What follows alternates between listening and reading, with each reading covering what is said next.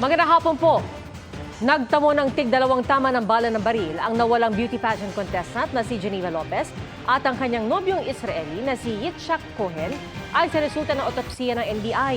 Ang PNP kinumpirmang dalawa sa mga persons of interest sa kanilang pagkamatay, awol ng mga pulis. Mula sa Tarlac, nakatutok live si Salima Refran. Salima.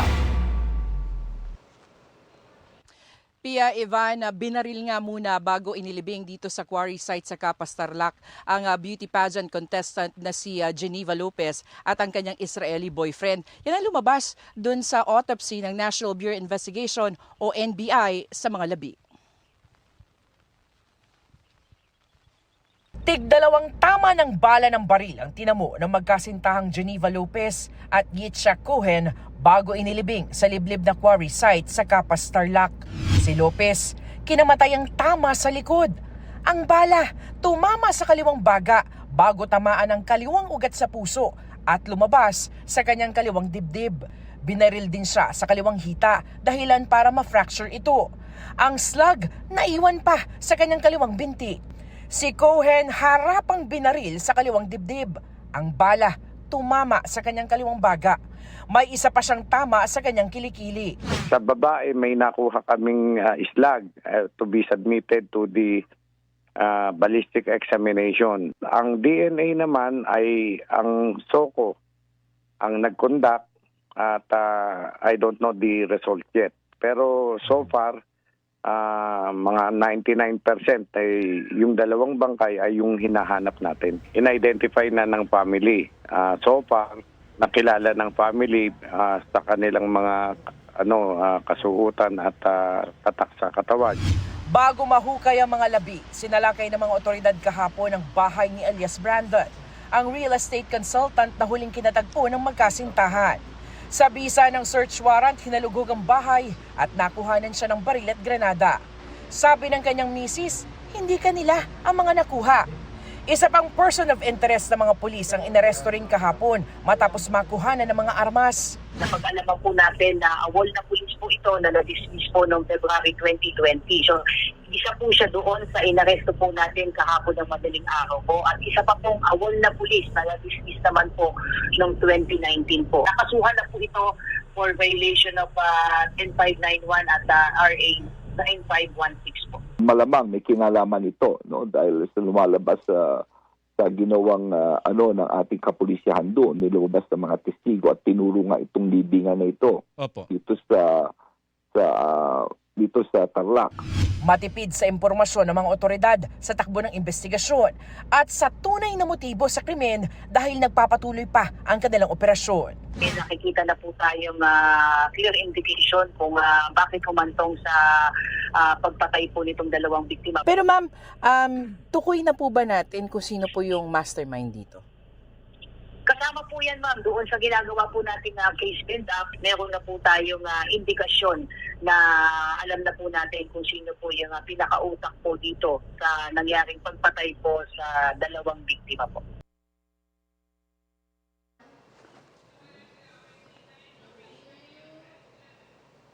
Maraming salamat, Salima Refran. Patay sa pamamaril ang isang lalaki habang natutulog sa pedicab sa Maynila.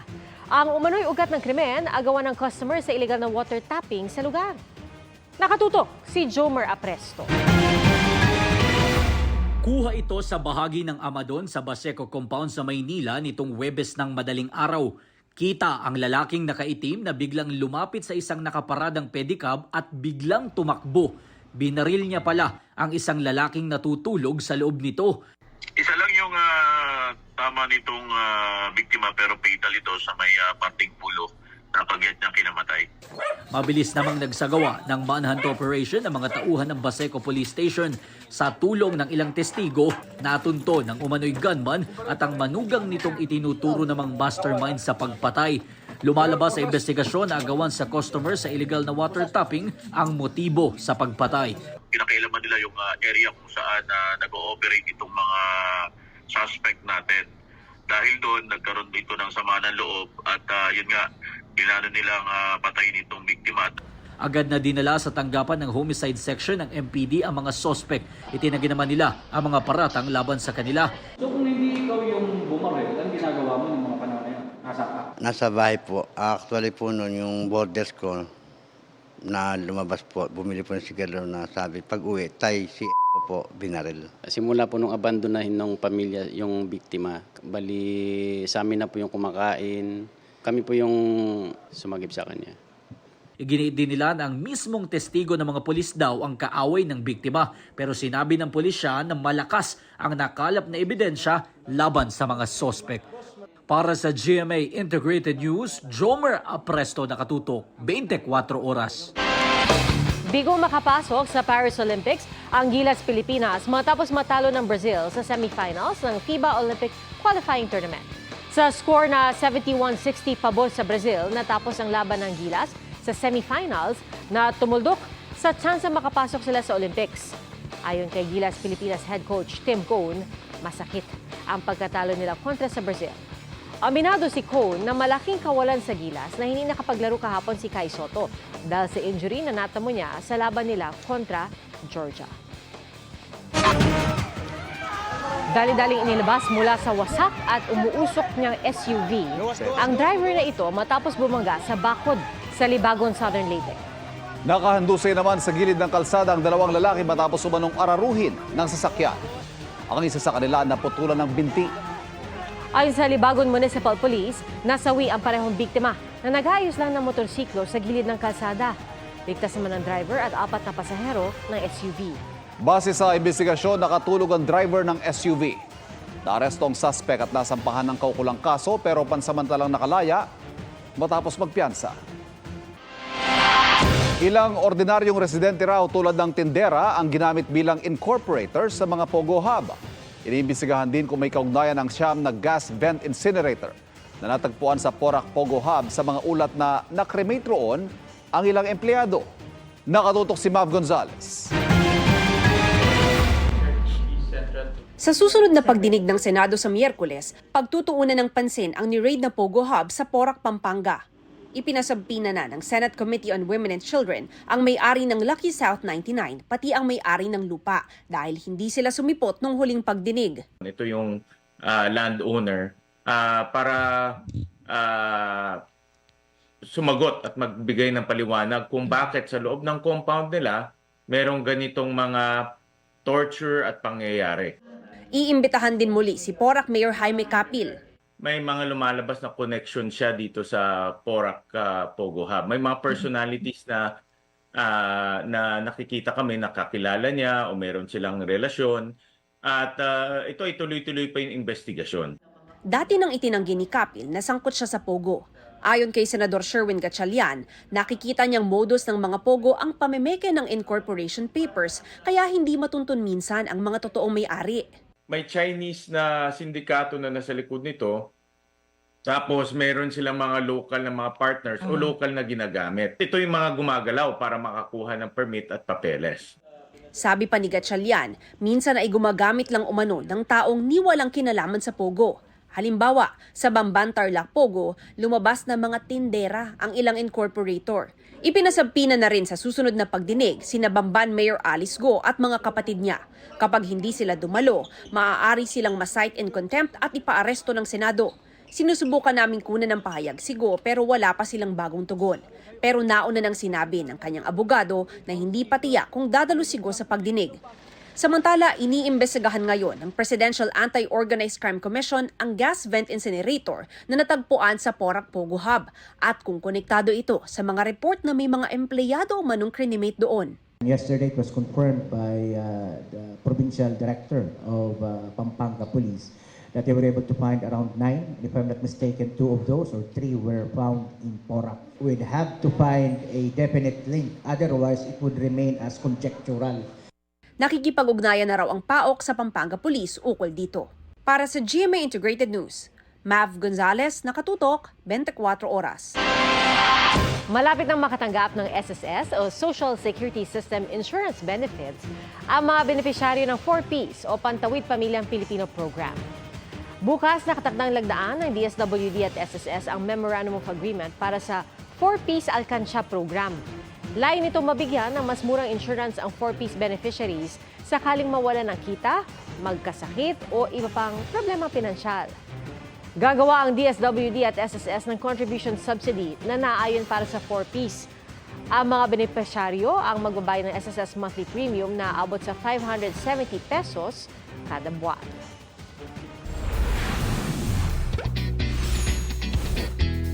Gusto niyo ba ng New Zealand vibes pero on a budget? Meron pong pasyalan sa Zambales at South Cotabato na tila parang nasa New Zealand ka na rin. Sa ganda. Tara na't silipin yan. Fresh air? Magandang view. Lunti ang landscape. Yan ang bungad sa inyo sa Lake Mapanuepe sa Zambales. Ang mala New Zealand vibes nito, perfect sa mga gusto ng pahinga at peace of mind. Bukod sa pag-camping dito, pwede rin mag-rent ng bangka para libutin ang simbahang lumubog nang pumutok ang Mount Pinatubo noong 1991. Literal na be one with nature dahil walang signal at kuryente sa lugar para mas ma-enjoy nyo ang mini New Zealand ng Pilipinas. Pause muna sa workload at i-feel ang out-of-the-country vibes na hatid ng Nature Park sa bayan ng Tampakan sa South Cotabato. It's giving New Zealand din, naswak sa nature lovers. Papasok pa lang sa park, bubungad na sa'yo ang ganda ng paligid. Bukod sa picture-perfect scenery ng lugar, maganda rin itong atraksyon at pahingahan ng mga pamilya o magkakaibigan. Kung gusto nyo ma-relax from the toxic na environment or yung pollution from the city, this is the best place to visit. Saan tayo sa susunod na pasyalo food trip? I-share na sa 24 Oras Weekend page ang inyong travel at food adventures. UP ang minibus na yan sa Western Ukraine matapos salpukin ng isang oil truck. 14 ang nasawi, kabilang 6 na taong gulang na bata. Ayon sa mga rescuer, isa lang ang nakaligtas sa insidente. Papagaling na siya sa ospital. Napuno ng pagdadalamhati ang pamilya ng beauty pageant contestant na si Geneva Lopez na nakaburol na sa Pampanga. Paglilinaw ng kapatid ni Yitzhak Cohen, hindi bibili ng lupa sa Capas Tarlac ang yumaong kapatid. Mula sa Pampanga, nakatutok live si Von Aquino. Von? Pia, matapos ngang matagpuan kahapon, nakaburol na ang mga labi ng beauty pageant contestant na si Geneva Lopez dito sa kanyang hometown sa Santo Tomas, Pampanga. Yung takot na naramdaman mo nung panahon na pinapatay ka, sana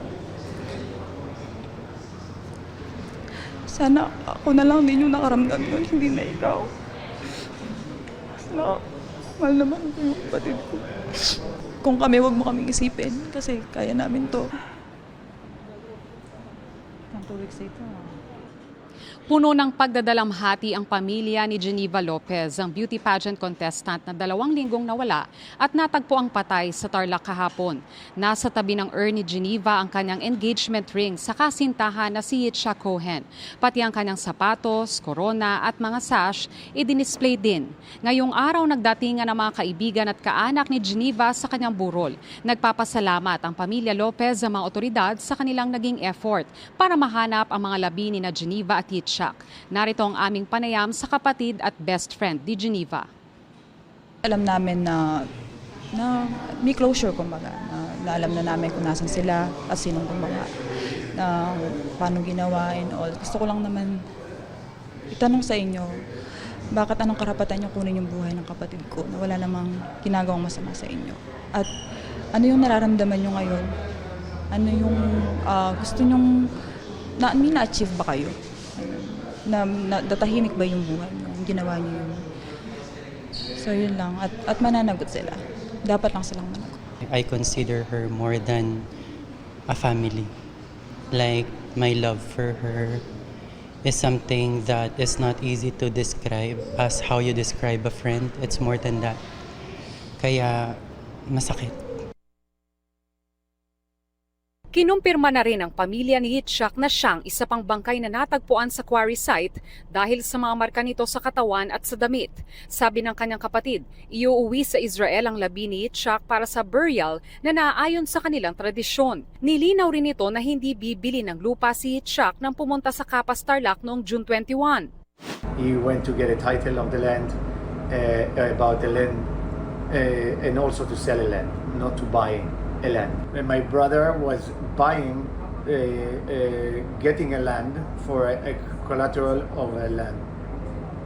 Collateral of a loan, basically. No, he didn't come with any money. He came for a meeting with one of the suspects, just because he was telling him that he is ready with the papers for the land and that he have a buyer. Naniniwala si Yaniv na pera ang motibo sa pagpatay dahil sangkot-ani ang kanyang kapatid sa loans at mga lupain. Bagamat marami pa umano silang tanong kaugnay sa kaso, naniniwala raw sila na gagawin ng mga otoridad ang kanilang trabaho upang mapapanagot ang mga nasa likod ng pagpaslang at mabigyan ng hustisya ang kanilang kapatid. We are very sad that we didn't find our brother and his fiancée alive.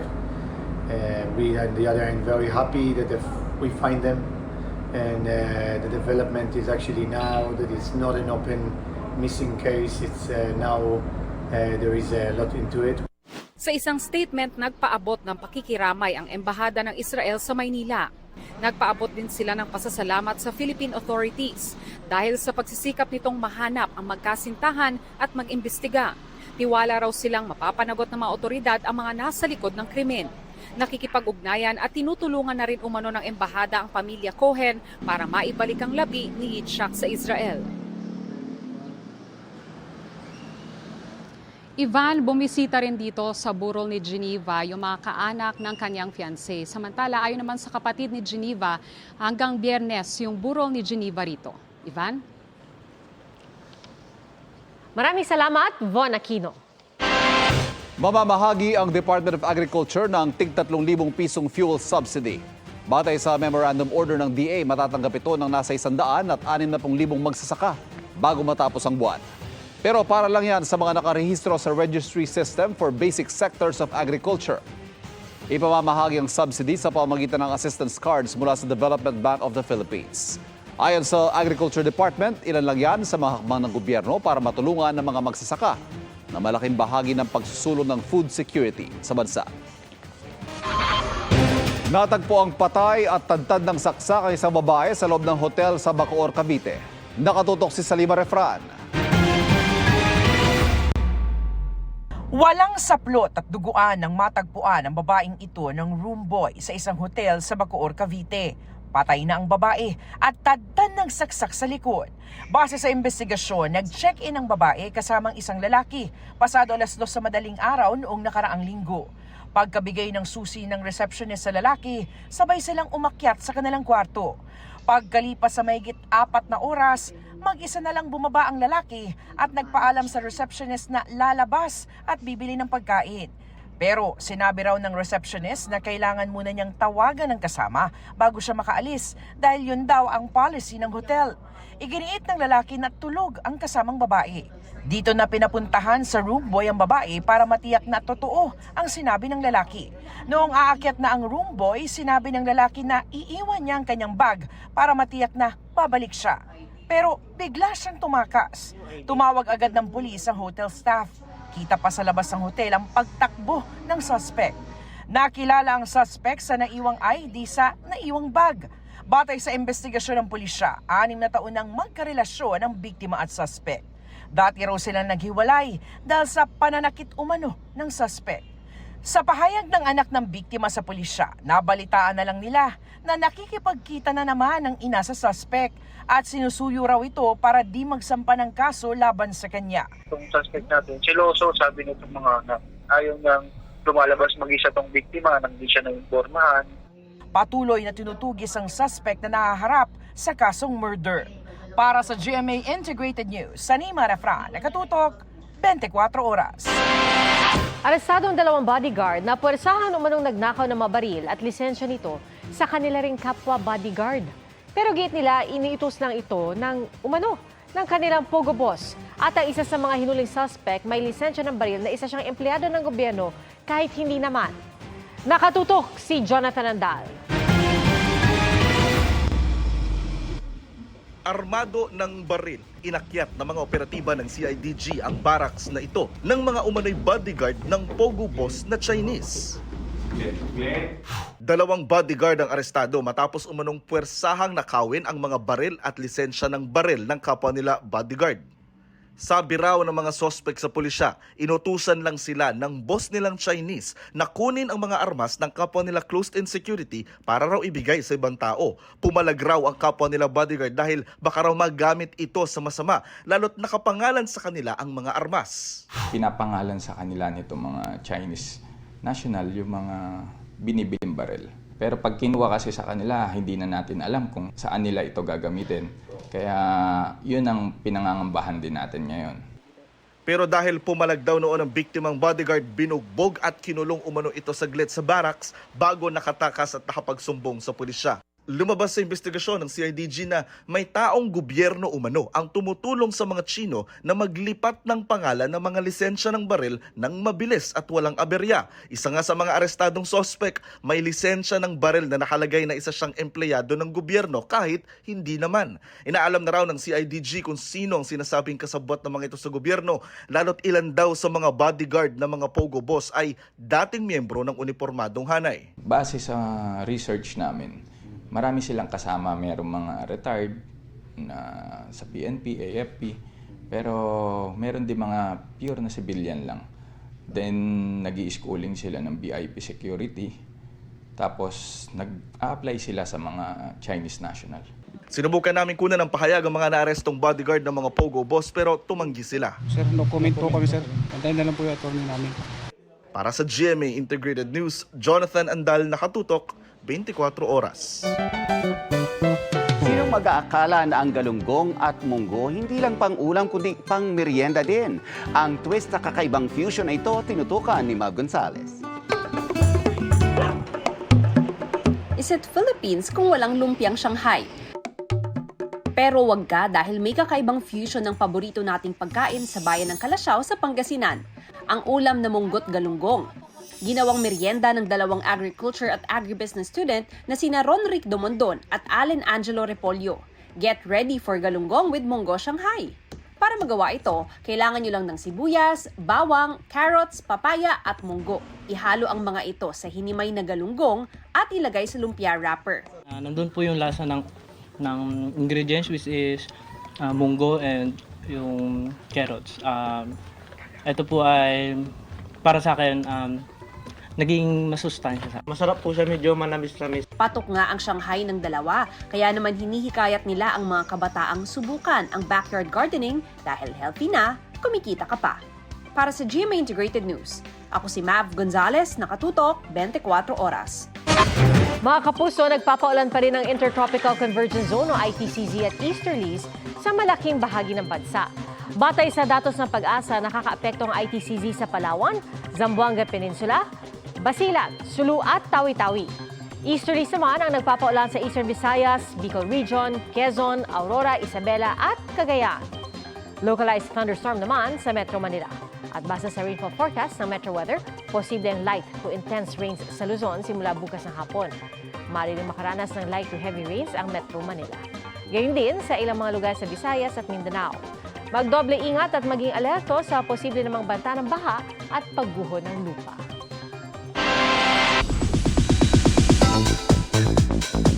Napuno ng katatawanan ang latest episode ng Running Man Philippines with Bianca Umali. Mission success naman ang cast kagabi sa concert ng OG counterparts nila. Makichika tayo kay Aubrey Carampel.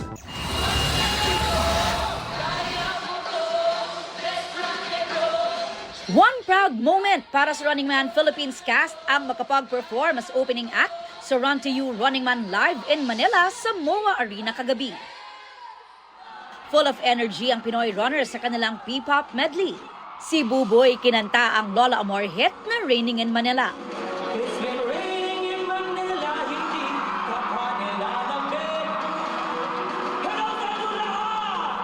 Hataw naman sina Miguel at Kokoy sa sikat na P-pop songs. Si Boss G naman may song and dance number.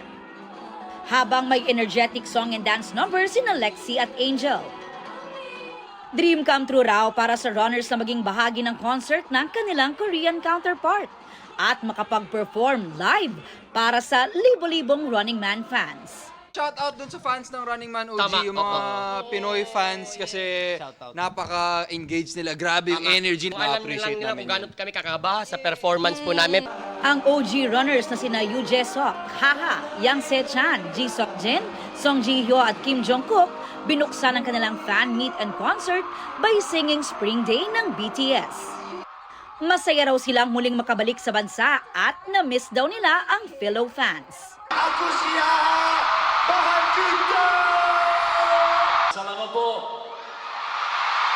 Magandang gabi! Salamat po! Philippines, I love you!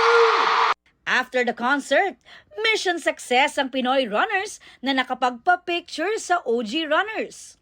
Sobrang bait nila. Lambot ng kamay nila. Sa Running Man episode kagabi, special guest si Sangretera Bianca Umali na mainit na winelcome ng runners lalo na ni Sangre Dea Angel at kanyang Ashti Perena. Pati na ng kanyang ex-boyfriend na si Miguel.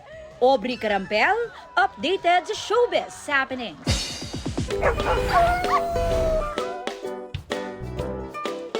Thank you, Nelson. Sabi nila food is life at hindi lang daw yan pang tao. Kasi kahit pets, tila ganyan din ang mantra.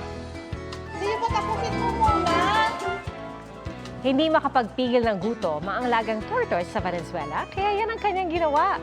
Mabagal man kumilos ang tortoise kapag dating sa kainan, aba, kaya palang magmadali.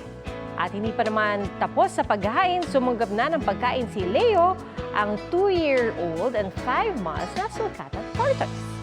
Kwento ng amo niyang si Roan, talaga mahilig sa veggies ang alaga at bonding nila ang kumain. Mahirap nga raw alagaan ang mga reptile tulad ng tortoise. Pero ibahin daw si Leo na kahit nonchalant, nakikinig sa amo. May OA version rin kaya yan. Nonchalant. At mga kapuso, yan po ang mga balita ngayong weekend para sa mas malaking misyon at mas malawak na paglilingkod sa bayan. Ako po si Pia Arcangel. Ako po si Ivan Mayrina mula sa GMA Integrated News, ang News Authority ng Pilipino. Nakatutok kami 24 oras. Mga kapuso, patuloy na tumutok sa mga balita. Mag-subscribe sa GMA Integrated News sa YouTube. Sa mga kapuso abroad, samahan niyo kami sa GMA Pinoy TV at www.gmanews.tv.